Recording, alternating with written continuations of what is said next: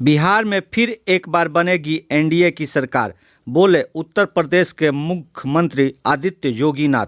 सिसवन प्रखंड क्षेत्र के ऐतिहासिक बाबा महेंद्रनाथ धाम पर चुनावी सभा को संबोधित करते हुए उत्तर प्रदेश के मुख्यमंत्री आदित्य योगीनाथ ने यह बातें कही। उन्होंने कहा कि बिहार की जनता जंगल राज को नहीं भूलिए तथा बिहार में फिर एक बार एनडीए की सरकार बनेगी। विधानसभा का चुनाव दूसरे चरण में पहुंच चुका है। कल पहले चरण में 54% लोगों ने मतदान में भाग लिया। वैश्विक महामारी कोरोना के बावजूद बिहार की जनता जनार्दन का चुनाव के प्रति जो भाव है, लोकतंत्र के प्रति जो भाव है, वो अभिनंदनीय है। और इस दृष्टि से मैं आज के इस अवसर पर बिहार की जनता का अभिनंदन कर रहा हूं कि इन्होंने कोरोना जैसी महामारी का पस्त करते हुए अपने उत्साह और उमंग का जो परिचय दिया है, वो सचमुच अभिनंदनीय है। मेरी आप सबसे अपील है, कभी कोरोना की बीमारी समाप्त नहीं हुई है। हमने कोरोना की बीमारी पर कुछ हद तक नियंत्रण किया है। और भाइयों बहनों, जब तक बीमारी पूरी तरह समाप्त नहीं हो जाती है या जब तक वैक्सीन आपके जेब में नहीं आ जाता है, तब तक हमें प्रधानमंत्री मोदी जी की 2 बातों को ध्यान में रखना होगा कि बीमारी के प्रति कभी भी असावधानी नहीं होनी चाहिए। बीमारी को कम करके नहीं आंकना चाहिए और बचाव ही वर्तमान में सर्वोत्तम उपाय है। और बचाव के लिए 2 गज की दूरी और मास्क जरूरी होना चाहिए।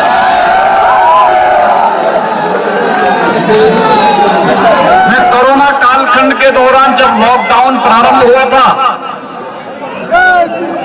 तो भाइयों बहनों, लॉकडाउन के दौरान मैंने इस बात को देखा, बड़ी मात्रा में महाराष्ट्र से, पंजाब से, दिल्ली से, राजस्थान से, उत्तर प्रदेश और बिहार के कामगार श्रमिकों को, नौजवानों को अपना रोजी रोजगार छोड़ करके अपने गांव घर के लिए वापस आने के लिए मजबूर होना पड़ा था। और उस दौरान भले ही महाराष्ट्र के अंदर, दिल्ली के अंदर, पंजाब के अंदर, राजस्थान के अंदर, उत्तर प्रदेश, बिहार, झारखंड, बंगाल के नौजवानों की उपेक्षा हुई हो, लेकिन जैसे वे उत्तर प्रदेश के अंदर पहुंचे, पूरा शासन, पूरा प्रशासन वहां पर उन सबके सहयोग के लिए, उनके स्वागत के लिए और उन्हें हर संभव सहायता देने के लिए वहां पे तत्पर खड़ा था। लोग मुझसे पूछते थे कि आखिर इतनी बड़ी व्यवस्था क्यों? तो मैंने कहा था, देखिए, वैश्विक महामारी, ये लड़ाई एक व्यक्ति की नहीं है, पूरे देश की लड़ाई है, मानवता को बचाने की लड़ाई है। और फिर अगर बिहार के लोग उत्तर प्रदेश से होकर के जाएंगे तो ये तो हमारा दायित्व बनता है। वैसे भी मां सीता के मायके का होने के नाते बिहार के नागरिकों का, वहां के नौजवानों का स्वागत करना हमारा दायित्व बनता है। और भाइयों बहनों, आपने देखा होगा, उत्तर प्रदेश के अंदर किसी को कोई समस्या नहीं थी, हमने होने भी नहीं दी। सबके रहने की, सबके खाने की, सबके घर तक पहुंचाने की कुशलता पूर्वक व्यवस्था करने का कार्य किया। और हम सब आभारी हैं प्रधानमंत्री मोदी जी के, जिन्होंने लॉकडाउन प्रारंभ होते ही गरीब कल्याण पैकेज की घोषणा करके गरीबों के लिए अन्न की व्यवस्था, गरीबों के लिए रोजगार की व्यवस्था, गरीबों के खाते में पैसे देने की व्यवस्था पूरी मजबूती के साथ किया। इस तकनीक का भी और शासन की दृढ़ इच्छा शक्ति को भी परिचय देने वाला फैसला था। 20 लाख करोड़ रुपए का आत्मनिर्भर पैकेज, भाइयों बहनों, आज तक कभी नहीं इतना बड़ा पैकेज मिला जो प्रधानमंत्री मोदी जी ने देश की जनता के हित में कदम उठाए थे। हर एक नौजवान के लिए रोजगार की व्यवस्था के लिए, हर एक के स्वावलंबन के लिए, भारत की अर्थव्यवस्था को फिर से एक नई ऊंचाइयों तक पहुंचाने के लिए जो कदम उठाए गए थे वह अभिनंदनीय कदम हैं। और आज उसी का परिणाम है कि आपकी दृढ़ इच्छा शक्ति के सामने कोरोना परास्त हो रहा है, पुष्ट हो रहा है और भारत विजयी हो मुद्रा में आगे बढ़ते हुए जा रहा है। जैसे बिहार के नौजवानों के उमंग ने, उत्साह ने कोरोना को पस्त किया है, भाइयों बहनों, ऐसे ही जातिवादी और वंशवादी ताकतों को बिहार के अंदर फिर से पस्त किए जाने की आवश्यकता है। और उन्हें पस्त करने के लिए आप सबका आह्वान करने के लिए मैं आपके बीच आया हूं। हम सब जानते हैं आज से 15 वर्ष पहले बिहार के सामने अपनी पहचान को छुपाने की एक मजबूरी आ गई थी। पहचान का एक संकट खड़ा कर दिया था कुछ लोगों ने। कौन वे लोग थे? ये लोग वही थे जो आज फिर से रोजगार का झुंझुना पकड़ा करके जनता की आंखों में धूल झोंकना चाहते हैं। याद करिए, 15 वर्ष पहले इनके जंगल राज को जब इन्होंने जाति के नाम पर परिवारवाद की राजनीति को बढ़ावा दिया और परिवारवाद के नाम पर भ्रष्टाचार को बढ़ावा देकर के बिहार में जंगल राज की स्थिति पैदा कर दी थी और बिहार के नौजवानों के सामने अपनी स्वयं की पहचान को छुपाने की एक मजबूरी सामने आ चुकी थी। भाइयों बहनों, पिछले 15 वर्षों के दौरान श्री नीतीश कुमार जी के नेतृत्व में विकास और सुशासन की जिस यात्रा को बिहार ने तय किया है, यही एक समृद्ध और खुशहाल बिहार का मार्ग प्रशस्त करता है। और इसी खुशहाल और समृद्ध बिहार के लिए आपका आह्वान करने के लिए आज विशेष रूप से मुझे आपके बीच में यहां आने के लिए मजबूर होना पड़ा है। भाइयों बहनों, बिहार अपनी युवाओं की ऊर्जा के लिए जाना जाता है। बिहार यहां के नौजवानों की प्रतिभा को दुनिया मानती है। यहां के नौजवानों की ऊर्जा और यहां के नौजवानों की पूरी प्रतिभा आज दुनिया उसका लोहा मानती है। लेकिन भाइयों बहनों, ये जातिवादी और परिवारवादी ताकतों ने बिहार की इस पहचान को, बिहार के युवाओं की इस ऊर्जा को, इस प्रतिभा को पूरी तरह कुंद करने का कार्य किया।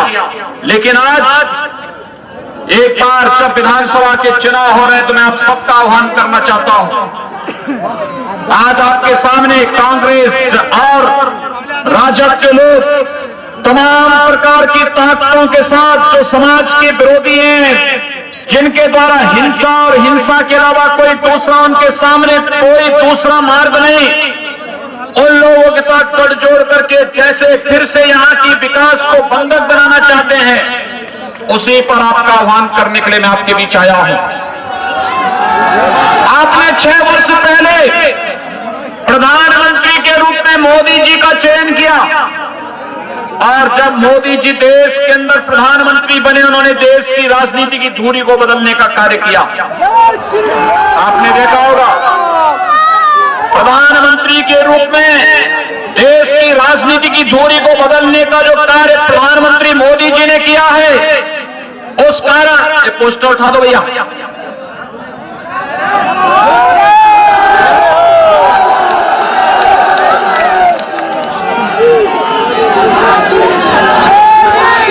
आपने देखा होगा 6 वर्ष पहले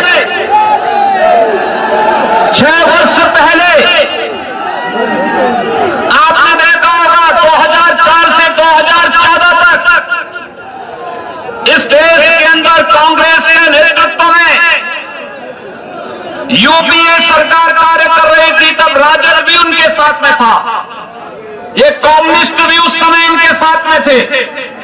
और तब इन्होंने नित्य नए घोटाले इनके सामने आते थे। कभी स्पेक्ट्रम घोटाला, कभी कोयला घोटाला, कभी कॉमनवेल्थ घोटाला, कहीं पर कोई अन्य घोटाला, और ये घोटालों पे घोटाले नए करते करते इन्होंने देश के सामने विश्वसनीयता का एक संकट खड़ा किया। ये वही लोग हैं, चाहे वो कांग्रेस हो चाहे वो राजद हो, इनमें केवल इनके लिए परिवार ही देश है। परिवार के बाहर नहीं सोच सकते, और एक परिवार को लूट खसोट करने की खुली छूट मिले, इसके लिए इन्होंने पार्टियां गठित की हुई हैं। भाइयों बहनों, ये वही लोग हैं जो नारा लगाते थे और जिस देश को कहते थे इस देश के संसाधनों पर पहला अधिकार किसी मजहब विशेष के बारे में कहते थे कि इस देश के संसाधनों पर इनका अधिकार है। कहां ले गए थे देश को? और आज तो जब 2014 में प्रधानमंत्री के रूप में मोदी जी आए, तो मोदी जी ने पहली बात कही थी, देश के संसाधनों पर इस देश के गरीबों का अधिकार है, इस देश के गांव का अधिकार है, नौजवानों का अधिकार है, किसानों का अधिकार है, महिलाओं का अधिकार है, और इन सब के उत्थान के लिए हम कार्य करेंगे। एक के लिए कार्य योजना उन्होंने बनानी प्रारंभ की।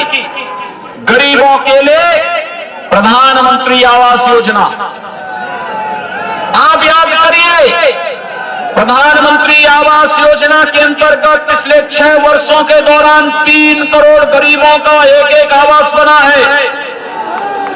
4 करोड़ गरीबों को विद्युत के निःशुल्क कनेक्शन मिले हैं। 8 करोड़ गरीबों को रसोई गैस के कनेक्शन मिले हैं। भाइयों बहनों, देश के अंदर 10 करोड़ गरीबों को एक शौचालय मिला है। 12 करोड़ किसानों को प्रधानमंत्री किसान सम्मान निधि का लाभ मिला है। 15 करोड़ नौजवानों को प्रधानमंत्री मुद्रा योजना में आर्थिक स्वावलंबन का लाभ मिला है, और 35 करोड़ गरीबों का जनधन अकाउंट खोला गया, और 50 करोड़ गरीबों को 5 लाख रुपए सालाना आयुष्मान भारत में स्वास्थ्य बीमा का कवर देने का कार्य प्रधानमंत्री मोदी जी ने किया। कोई गरीब न उसके न उनकी जाति है, न मत है, न मजहब है, न क्षेत्र है, न भाषा है। प्रधानमंत्री मोदी जी ने तो एक ही कहा, हम सहयोग करेंगे सबका, कल्याण करेंगे सबका, न जाति के आधार पर, न क्षेत्र के आधार पर, न भाषा के आधार पर, न मत और मजहब के आधार पर, सबका साथ, सबका विकास का भाव देश के अंदर विकास के पथ पर अग्रसर करने के लिए करेंगे। और भाइयों बहनों, प्रधानमंत्री मोदी जी के गरीब कल्याण के इसी कार्यक्रम को जनता ने 2019 में मोहर लगाई। 2019 में जब प्रधानमंत्री मोदी जी फिर से प्रधानमंत्री बने, तो प्रधानमंत्री बनने के बाद देश की जनता ने उन्हें जो समर्थन किया, तब मोदी जी ने एक बात कही, और उन्होंने कहा था कि पहले 5 वर्ष गरीबों के उत्थान के लिए, अगले 5 वर्ष देश के उत्थान के लिए। और प्रधानमंत्री बनने के बाद जो कदम उन्होंने उठाने प्रारंभ किए, पहला कदम था, याद करिए, 3 तलाक की कुप्रथा को सदैव के लिए समाप्त करना।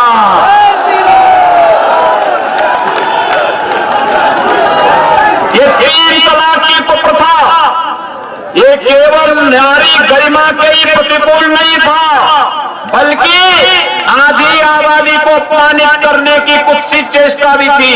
और भाइयों बहनों, 3 तलाक की कुप्रथा को, सदियों की इस कुप्रथा को मजबूती के साथ रोकने का कार्य किसी ने किया, प्रधानमंत्री मोदी जी ने किया। दूसरा कदम उन्होंने उठाया। भाइयों बहनों, आज से पहले आपने देखा होगा, इससे पहले 1952 से लेकर के 2019 तक कांग्रेस सरकार के समय में कांग्रेस की सरकार ने व्यवस्था कर दी थी, कश्मीर में कश्मीर के बाहर का व्यक्ति जमीन नहीं खरीद सकता था। और भाइयों बहनों, मोदी जी ने आपको छूट दे दी है। अगर बिहार का नौजवान कश्मीर के अंदर भी आवास बनाना चाहेगा, आप जाइए और भारत के एक नागरिक के रूप में कश्मीर में जमीन लेकर के अपना मकान बना सकते हैं। कश्मीर में धारा 370 को सदैव के लिए समाप्त कर दिया। भारतीय जनता पार्टी 1952 से नारा लगाती थी, एक देश में दो विधान, दो प्रधान और दो निशान, नहीं चलेंगे नहीं चलेंगे के नारे लगते थे। एक भारत श्रेष्ठ भारत की परिकल्पना को किसी ने साकार किया है, प्रधानमंत्री मोदी जी ने किया है। और भाइयों बहनों, कश्मीर से धारा 370 को इसी क्रम में समाप्त करके आतंकवाद की ताबूत पर अंतिम कील ठोकने का कार्य भी किसी ने किया, प्रधानमंत्री मोदी जी ने किया। ये जो कांग्रेस और राजद के लोग आज भाकपा माले और नक्सलवादियों के साथ गठबंधन करके बिहार में फिर से जंगल राज स्थापित करना चाहते हैं, वे कान खोल करके सुन लें। कश्मीर के आतंकवाद के बाद अब नक्सलवाद को भी देश की धरती से पूरी तरह उखाड़ फेंकने की तैयारी चल रही है। अब भारत की धरती पर नक्सलवाद के लिए भी कोई जगह नहीं रहेगी।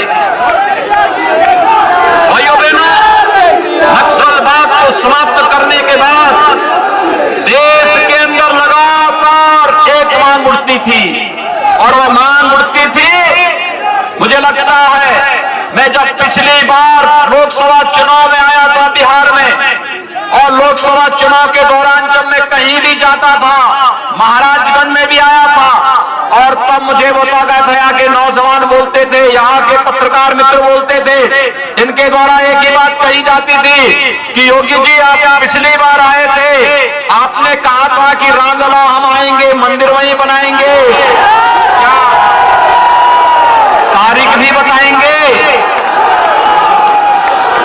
भाइयों बहनों, मैं सही बता रहा हूं, मेरी हार्दिक इच्छा थी जब अयोध्या में राम जन्मभूमि पर भगवान राम के भव्य मंदिर निर्माण का जिस दिन प्रधानमंत्री मोदी जी के कर कमलों से शिलान्यास होना था, उस समय जब मैं इस कार्यक्रम के बीच से योजना बना रहा था, लेकिन हमारी इच्छा थी कि इस कार्यक्रम में, मेरी हार्दिक इच्छा थी इस कार्यक्रम में बिहार के हर गांव से यहां के नागरिकों को विशेष रूप से आमंत्रण देने का, क्योंकि मैं मानता हूं माता सीता के बगैर राम अधूरे माने जाते हैं। हम जब भी बोलते हैं जय सीताराम बोलते हैं, जय श्री राम बोलते हैं, श्री का मतलब माता सीता से ही है। और इसीलिए भाइयों बहनों, लेकिन ये कोरोना महामारी के कारण राम जन्मभूमि मंदिर निर्माण में अब देरी न हो, कोरोना संक्रमण को भी रोकना था, लेकिन राम मंदिर के कार्यक्रम को भी आगे बढ़ाना था। इसलिए हम लोगों ने आदरणीय प्रधानमंत्री जी के कर कमलों से इस कार्यक्रम को आगे बढ़ाने का कार्य किया। प्रधानमंत्री जी ने कार्यक्रम का शुभारंभ करके 500 वर्षों से जो मांग थी, जो टीस थी, उसको पूरा करते हुए, दूर करते हुए अयोध्या में भगवान राम के भव्य मंदिर के निर्माण का मार्ग भी प्रशस्त कर दिया है। आने वाले 3-4 वर्षों के अंदर जब भगवान राम का भव्य मंदिर बनेगा, तो मैं यहां पर अपने जितने हमारे साथी हैं, करणजीत सिंह जी से, जनार्दन सिंह जी से, अपने यहां पर धूमल सिंह जी से, इन सभी से मैं कहूंगा कि तब बिहार के हर गांव की उपस्थिति अयोध्या में उस अवसर पर होनी चाहिए, क्योंकि भारत के लिए गौरव का विषय है। मर्यादा पुरुषोत्तम भगवान श्री राम और माता सीता के अनुसार इनकी यश और कीर्ति के अनुरूप ही अयोध्या में भगवान राम का भव्य मंदिर का निर्माण का कार्य प्रधानमंत्री मोदी जी के मार्गदर्शन में हो रहा है। और मेरी मेरी आप सबसे अपील होगी कि हमें इस यश और कीर्ति को देश और दुनिया के कोने कोने में लेके जाना है। इस दृष्टि से हमें दुनिया के अंदर भारत की यश और कीर्ति को पहुंचाना है। तो मर्यादा पुरुषोत्तम भगवान श्री राम का आदर्श चरित्र हम सबके सामने है और इसके लिए मैं आज आपका आह्वान करने के लिए आपके बीच आया हूं। हम सब मिलकर के इस कार्यक्रम को नेतृत्व प्रदान करें। भाइयों बहनों, ये जो जातिवादी ताकतें जो राम मंदिर के मार्ग में बाधक थी, कश्मीर में आतंकवाद और देश के अंदर नक्सलवाद को समाप्त करने में बाधक थी, नौजवानों के नौकरी और रोजगार में बाधक थे, इन सभी लोगों को मुंहतोड़ जवाब देने का अवसर है बिहार विधानसभा का चुनाव। और बिहार विधानसभा चुनाव के माध्यम से मेरी आप सबसे अपील होगी, कल 28 अक्टूबर को पहले चरण का चुनाव संपन्न हुआ। 54% लोगों ने कल मतदान में भाग लिया। भाइयों बहनों, मेरा आप सबसे अपील है, द्वितीय चरण का चुनाव 3 नवंबर को होने जा रहा है और हमारा प्रयास होना चाहिए द्वितीय चरण में हम मतदान के प्रतिशत को 70% तक पहुंचाने का कार्य करें। ये सब नौजवानों की ऊर्जा ये कर सकती है, आप कर सकते हैं। आप अगर इस कार्यक्रम को आगे बढ़ा देंगे, भाइयों बहनों, मैं विश्वास के साथ कह सकता हूं भाजपा और जदयू के ही प्रत्याशी जीतेंगे अगर 70% मतदान हो गया तो। मतदान के प्रतिशत को बढ़ाने के लिए आप सबका आह्वान कर रहा हूं और इतनी भारी संख्या में लोग आज यहां पर उपस्थित हुए हैं और इसमें भी 90 से 95% तो युवा हैं। ये युवाओं की ऊर्जा, जिस देश के अंदर और जिस प्रदेश के अंदर इस प्रकार की युवा ऊर्जा हो वो पीछे रह ही नहीं सकता, हो तो आगे ही आगे जाना है। और बिहार नित्य निरंतर प्रगति के पथ पर जिस विश्वास के साथ बढ़ रहा है उस विश्वास के लिए आवश्यक है अच्छे प्रतिनिधियों को हम चुनाव जिता करके भेजें और अच्छी पार्टियों के हाथों में प्रदेश की बागडोर हम सौंपे। और इस दृष्टि भारतीय जनता पार्टी ने दरोदा विधानसभा क्षेत्र से श्री करणजीत सिंह जी को भारतीय जनता पार्टी ने प्रत्याशी बनाया है और एकमा विधानसभा क्षेत्र से श्रीमती सीता देवी जी को जदयू ने यानी एनडीए ने अपना प्रत्याशी बनाया है।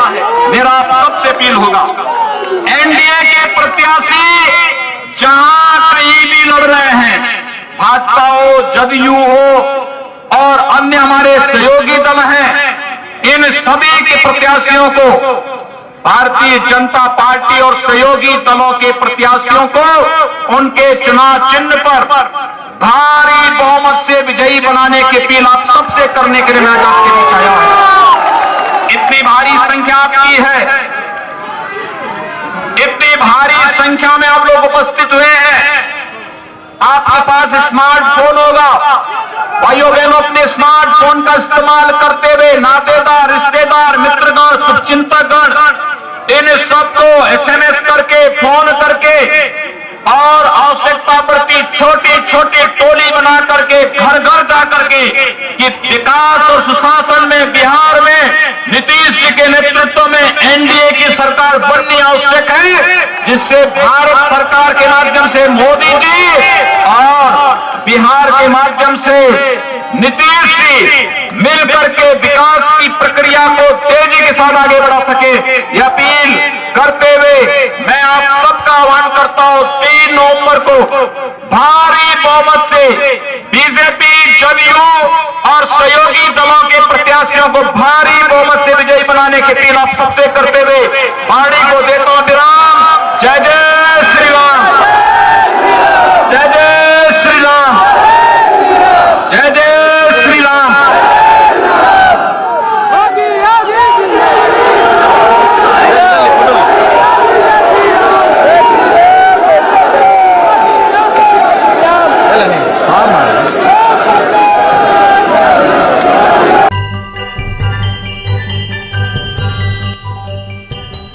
आप देख रहे हैं गौरव बिहार, अपना पसंदीदा चैनल।